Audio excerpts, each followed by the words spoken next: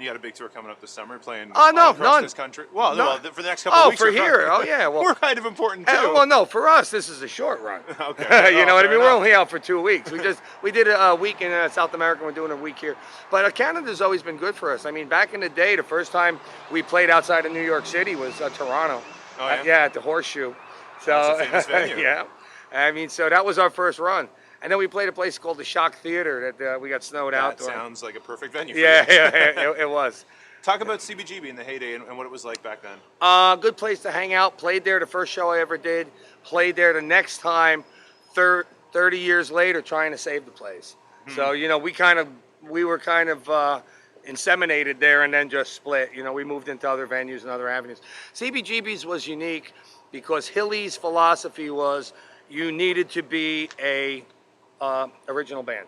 Yeah. If you played a cover song, he kicked you right out the door. But if you had a band, or Lindsay had a band, anybody that had a band could go in there and play any song, no matter how much you sucked. It didn't matter. Do you know what I mean? He had bands like Suicide was playing there, Television played there, bands that wound up Blondie used to play there, the Heartbreakers, the Dolls. I mean, everybody. Yeah. And really, he set a format. He set a pedestal for people to come out and be different and create a vision.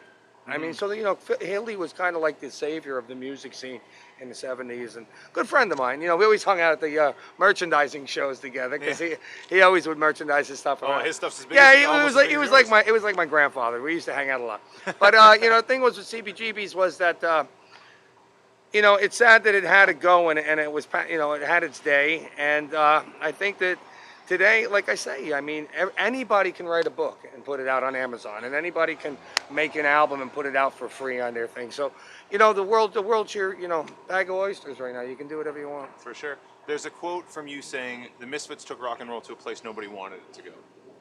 Well, yeah, that's true. What do you mean by that? Yeah, well, the thing was that we took it right out of the business. Rock and roll became a business when the Colonel signed Elvis, okay, and took Elvis, and Elvis tried to get away from him and couldn't afford to buy himself out of his own contract. Right. Elvis needed $1 million. Today, $1 million, we spend that on lunch, right? So, you know, now we're talking trillions. One time, billions was a big number. Now everything's trillions. You know? So the thing is that when Elvis kind of became a business and rock and roll became a business, and the Beatles came down the pipe and the Stones, okay, Jimi Hendrix tried to do it, but he died. Okay, and then we did it, but we did it in such a way, like when the Ramones did it, they were still in the groove where they were working with Sire Records and they were kind of mainstream on the radio. We're not on the radio, you know what I mean? And we're not on TV. And we still exist and we're still able to keep going. And I think we took rock and roll to a position where the do-it-yourselfer could conquer the business world, you know, and it's like, you know, like the creation of with Bill Gates and you know, and the screen for the video for the computer, you know, all of a sudden everything is different. It's a whole new ballgame. Well, you were on TV for a little bit there with wrestling. Well, yeah. I wouldn't do that anymore. No, that was I bought a ring. You know, that's something. Did you really? Yeah, I got it home. Cool. Yeah. Yeah, we try. Yeah, we're ready. So a couple of names I want to throw at you. Just give me some quick thoughts. Shoot. The Clash. Corporate. All right. But, however, Joe Strummer and, you know, great band. But the bridge between old and new, okay? The Ramones still obscure, okay? But the Clash with combat rock and rock the Casbah and all that shit, right? And the reggae, blending the reggae into mainstream radio with punk rock music, you can't beat it. But the people who know the Clash don't really know their punk rock shit, which is their best stuff. That's true. You know what I mean? Punk rock is Pistols. I heard you're not a fan. Gimmick. Great album. Big deal. But I heard you were friends with Sid's mom for a little while. I met Sid Vicious the night he died. Really? I made him dinner, me and his mom. I got his boots. I turned him in at the Rock and Roll Hall of Fame. They'll be on display. So, sad story. Very kid with all the hype and all the media at his fingertips. Okay, but he couldn't hold on to the ball. Okay, killed his girlfriend. We'll never know. Yeah. Okay, wound up in prison. Wound up looking at 20 to life. Okay, who knows? Yeah. You know what I mean? Gets out on a weekend, hangs out with the same idiots that got him there in the fucking first place, buying all kinds of dope. Coroner said that they thought it was the purest dope they have ever seen.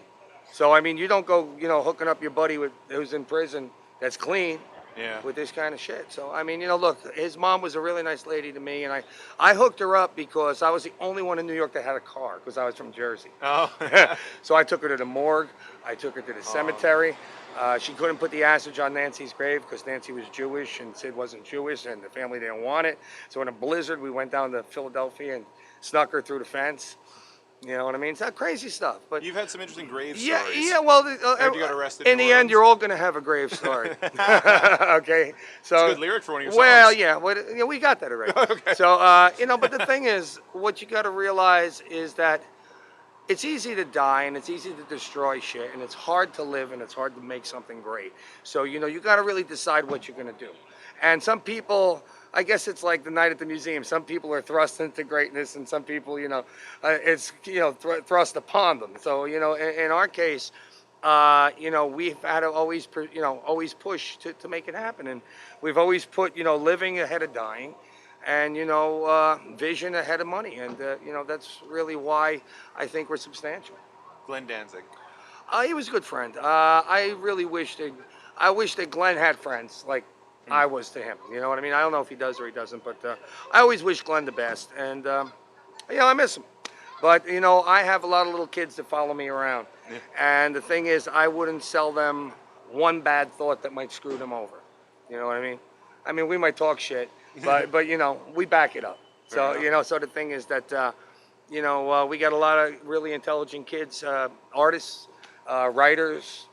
Visionaries. I mean, George Romero is our fan. I mean, so Yeah. people that can go out and create. I mean, we're like an icon for creators, and really that's what we wanted to be. We wanted to be something that mattered, because after you're gone, your heirs get your money, and I seen it happen with like the Ramones and people like that. I mean, it's just like it loses its luster. You know what I mean? People argue over money and they don't worry about what's the integrity of the band, what's the best thing for the people who are in the band. You know what I mean?